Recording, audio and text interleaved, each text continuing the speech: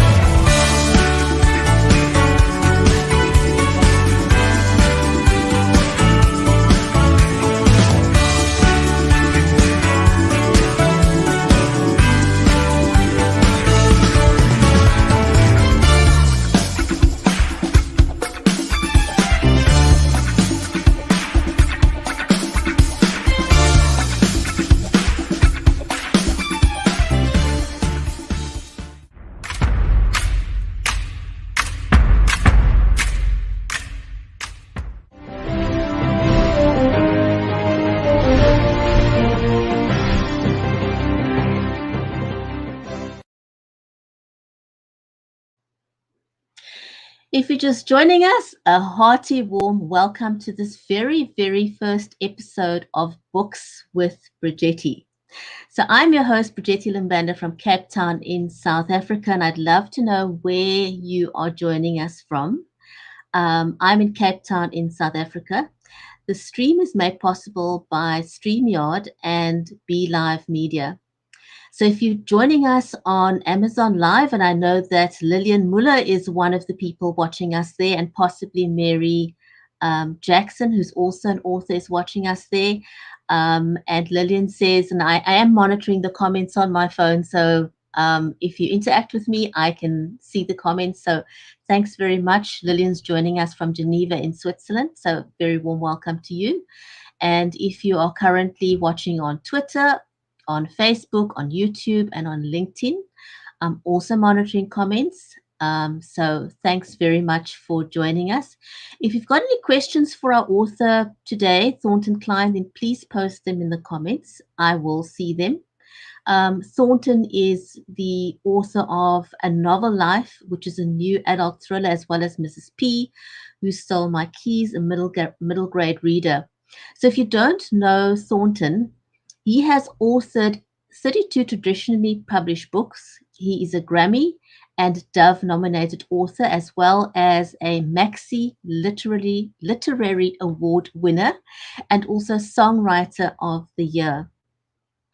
Thornton has been honored with a Platinum Award for the sale of over 1 million copies of his hit song, Love is the Reason. But he's got another song. In fact, he's got 2 songs that are hits, and I'm going to ask him about that as well. And so Thornton has currently got several books that are bestsellers on Amazon, and he also reached the top 10 chart in the Amazon in the US. But very excitingly, Thornton has just been inducted into the Songwriters Hall of Fame at the Tennessee Songwriters Association International Songwriters Awards, and that was as recent as April 14. So a huge, big congratulations. But I'm not going to waste any more time. Shall we get Thornton onto the show? I'm looking forward to speaking to him.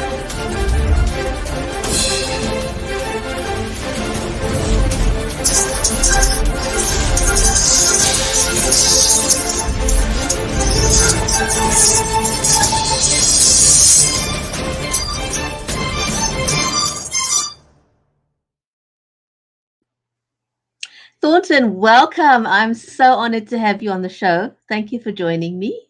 It's a true honor, Bridgetti, and what a nice, warm welcome with what you read about my bio or talked about my bio. And even that's an understatement because you've done so much. I don't even know where to start, but I'm going to start with Lillian, who is watching us on Amazon Live. And she asks, how did you come up with the title of your book? Now, I'm going to assume that she's talking about the novel Life, which is your most recent novel.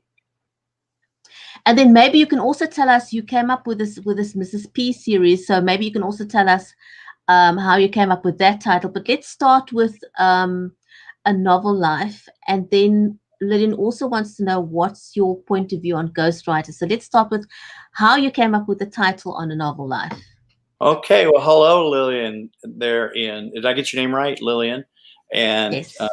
thank you for watching, tuning in. I'm here in Nashville, Tennessee, USA States, and a warm welcome to you and all those that are listening. Just wanted to say that a novel Life came to me basically in a dream, which is doesn't happen too often, but some of my songs come to me in dreams too. But this particular book came to me, the outline and everything about it, the story. It was kind of like a video, a movie that just flashed in my mind. And the next, when I woke up and everything, I started writing the synopsis down, or the idea about it, a novel Life. And then, but I didn't know the title at first, but then I realized, wow, it is about, I won't give it all away, but it is about a man, a young boy who thinks he's writing his own novel, but he actually is in his own novel. Someone else is actually writing the novel. Can you believe that? Actually, so how's that for a twist? Wow. I thought it was a twist. I thought, wow, what a neat double entendre that it would be. Like, it's in a book, which means a novel, and then a novel, he has a curious, kind of strange life, which he does, and then he realizes somebody else is really controlling his fate. Everything that he has done, everything he's written about a year or so ago, actually is happening now to him. And he has to change. He has to change the course of his destiny, everything at the end of the book, because it's such a tragic ending as it is now, written as it was, and so he tries to change the ending of the story, and you have to find out by reading the book as far as how it ends and everything like that. Yeah, we don't want to give too much away, but thanks for explaining. And Lillian says yes, she did want to know about a novel Life. And then ghostwriting. She did say she wanted to know how you came up with the title for a novel Life. Okay. And she also asked, how long did it take you to write the book? Well, I started the book in 2017, and the book was released this sort of beginning, well, actually in October 2020, and then had my book launch, which you helped me to, by the way. I appreciate that, acknowledge that, and we're part of. And the book took about, since I already had it in visualized and everything in a dream, it took me probably about 6 months to actually write it. But then I did a lot of editing, and I took some workshops. I took a workshop with a famed New York Times bestseller author, and she helped me, guide me as a mentor to help me more. And I've learned from quite a few really amazing, talented authors like James Patterson and different people like that, who are very, world famous.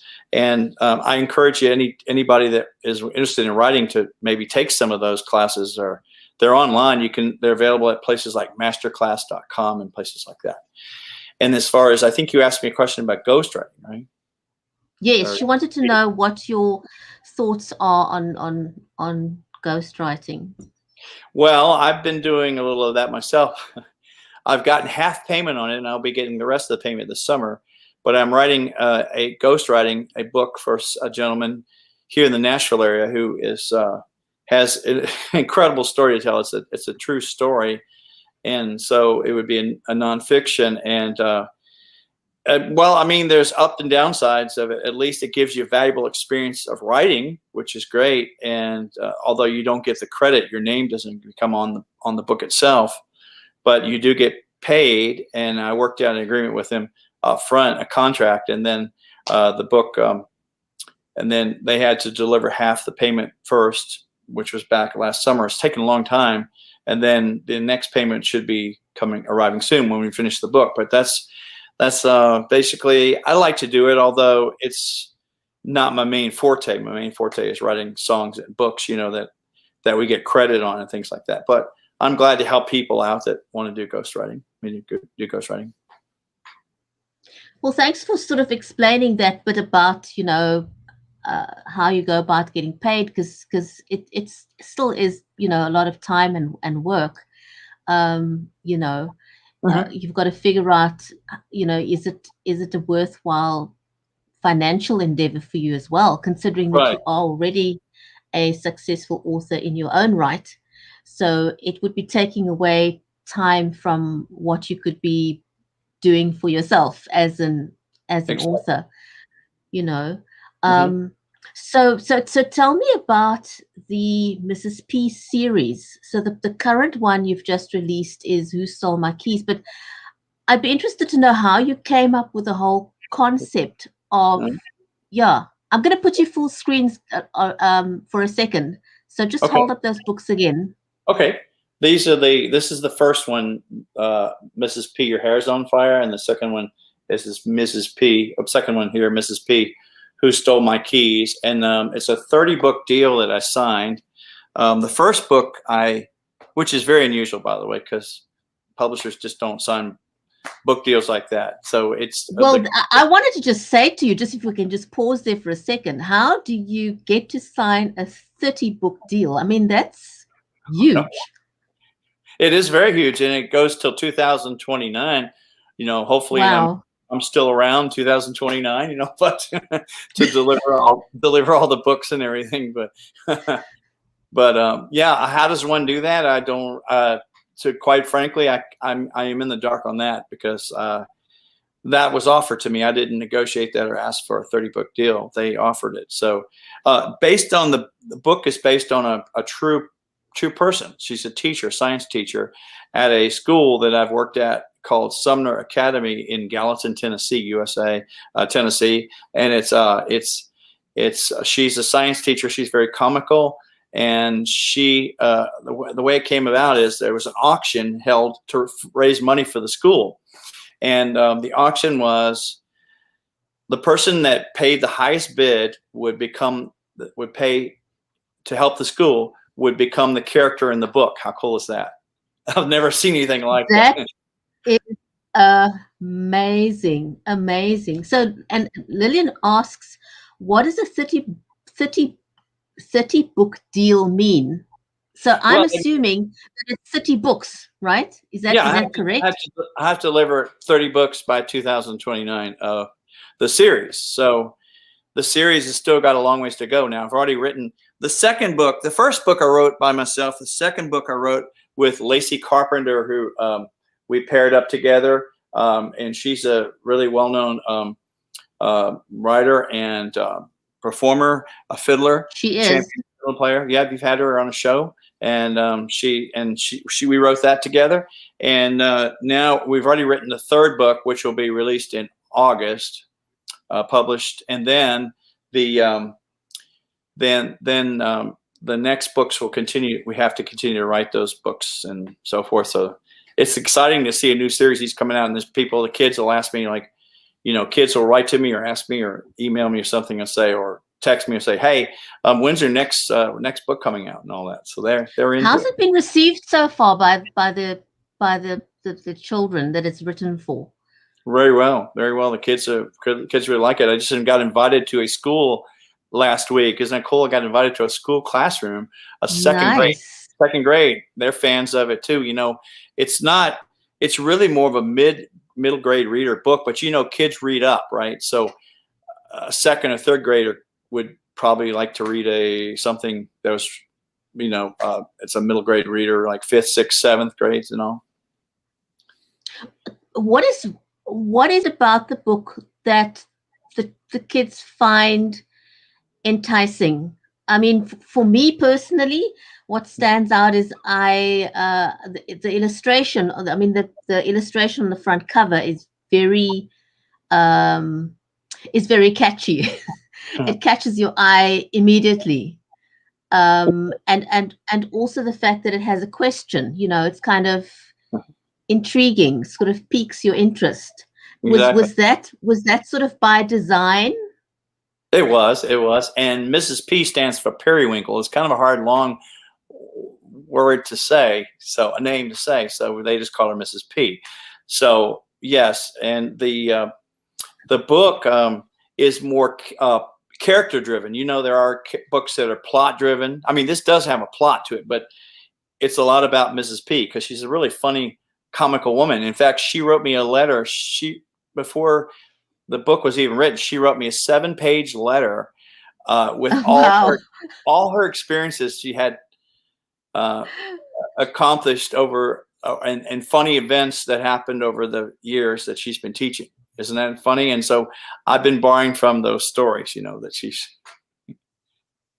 That's actually amazing, because what you're able to do is make adaptations of something that's actually really happened in real life, and that's very rare.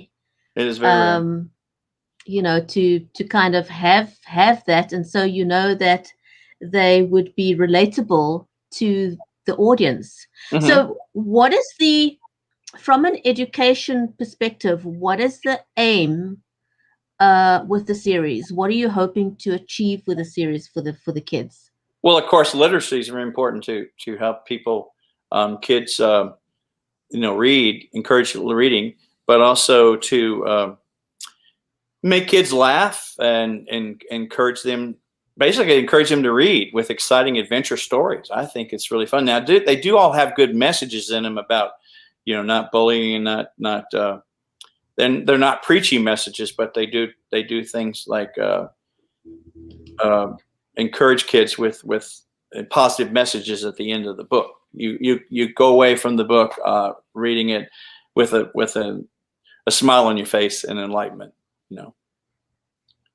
And how long has it taken you to write each of the books? I mean, how quickly can you churn them out? We've been doing those about 3 months because the reason is it helps. It always helps with all those stories she's given us, right? If I just had to dream up these stories in my mind, it would take a lot longer, So. And have you sort of plotted out which of them you're going to write on your own and which you're going to have a co-writer with, or you kind of deciding that as you go along? Oh no, actually, Lacey Carpenter and I both signed the agreement from here on out, so we're going to be doing the rest of the books till 2029, I guess, something like that. So that's very and the illustrations. Who's done the illustrations? who did the illustrations? Oh, it's a very talented young girl, young lady. Her name is Lily Grace Jackson. You may have had her on your show, as possibly Mary Grace Jackson's, Mary Elizabeth Jackson's daughter. And we discovered her. She's just an amazing talent. She's doing a book. She's done a book with us called Cheers from Heaven, which has been published recently with Tuscany Bay Publishers out of California, and that's a middle rater book too. So she's very. And are you planning to turn these into ebooks as well, or will they just be hard copies? No, they're in all forms. They're in softback or paperback and hardcover, and also they're actually right now in those two, and they're also going to be ebooks too. Yes, and the other thing that we're working on now is audiobooks, which are very popular too, as you know. That's great, and I just want to acknowledge that Lillian's given a shout out to Lily Jackson for her illustrations. I think the audio is very important because there's a lot of emphasis these days on making work accessible. Yes. To the hearing challenged community, and so I think audio plays a huge role in terms of contributing towards accessibility, apart from the fact that a lot of people like listening to audio as well. They do. They're fun books. Don't you think audiobooks are just a really, really fun? And a lot of people, sadly, though, a lot of people in the generations now are not reading as much. I find that true. I don't know if you find that in your country or other places, but we find that here. And so we have to do everything we can, make exciting stories, adventure stories, get people to read, get kids to read. And also the audiobooks are really good too. So. Well, I find, a lot of people, now people don't spend as much time in their cars as they used to, but a lot of people used to tell me that when they're driving, they like to listen to audiobooks. But, moms say, for example, they would be busy doing housework or cooking, and they'd listen to audiobooks. So you could be doing something else and then listen to an audiobook. Obviously, that's the benefit of an audiobook. But I think also the other application I think is great for audiobooks is someone learning English, for example. If they were to follow along in the words and listen to the audiobook at the same time, or someone struggling with reading, just having both is great. And to that point, I think it was Gary Krebs we had on the Writers Corner live show, who was saying that he chose to have his books in audio done by a professional rather than just choosing somebody out of the telephone directory, for example. Not that you would do that. No, we have professionals. Although, what really is it really is a popular trend right now is the author themselves, the author he or her actually reading the book too. And I think that's good. I think that's what we're going to be doing is going to the studio here in Nashville and doing actual reading our own books.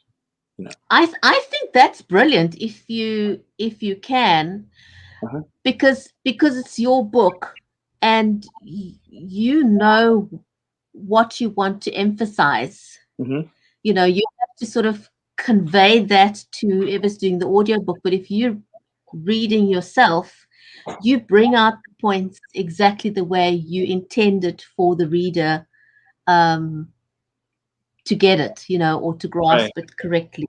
So that's the nice thing about it. It's like the songwriter singing his or her own song as versus an artist singing, because you can get that feeling of what the song truly feels like, with all the emotion and everything, the way it was written. Absolutely. I know we're highlighting your two books today, which is A Novel Life and Mrs. P Who Stole My Keys. But I want to just briefly segue to the two songs that you've recently written that also became great hits. Can you quickly tell us about that? Well, the first one's called Cry Myself to Sleep. I wrote that by myself, and it was recorded by Lucky Boy, who's a Nashville recording artist and a new artist. He's 22 years old. Been very popular overseas too. And and then also the other song is called Hourglass. Both went to #1 for 3 weeks on the Euro charts and the world charts. And they got a lot of play in the United States too, on major stations too. And then then we have a new one coming out that will be released May 3rd. It's called 26 Letters. That's what it's called. And it's a really My cool. goodness, Thornton, where do you get all the time? Oh no. Wow. Yeah, it's just it's incredible. Hey, you know what? I was just thinking. May I ask you this, please? You may have had plans to maybe to end if you do have the video to play. I was wondering if I could take just a tad break, real short break, and maybe you could play the video or whatever. I'm not trying to tell you what to do, but possibly.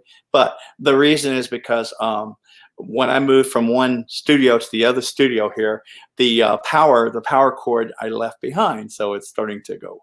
Oh no, that's fine. We're actually at the end of the show, so I'm going to invite you back to talk about your about the songs. So we'll get to that on another occasion. So thanks very much, Thornton. This was amazing, and was an honor. Thank you. Fantastic. Hey, thank you all those listening out there too today. And Absolutely. Thank you so much, Thornton, and we look forward to having you back again with some more of your other books. Okay, thank you. Take care. Thank you so much for joining us, everyone. That was Thornton Cline and his book, A Novel Life, and also Mrs. P, Who Stole My Keys. Thornton is an amazing author, and we're definitely going to be inviting him back onto Books with Bridgetti again, because there's just so much of his work that I would like for you to know more about. So thanks for joining us. You are watching Books with Bridgetti. And if you want to know more author backstories, as well as get some publishing and writing tips, then do watch the Writer's Corner live show every Tuesday. That happens at 10:30 Eastern, and also at 1730 or 5:30 South African time. So do join us tomorrow. We'll be live again on Amazon Live for the Writers Corner live show. It's a slightly different show. We go more into the stories and publishing and writing. So do join us for that tomorrow. Thanks for watching, everyone. Have a great day further.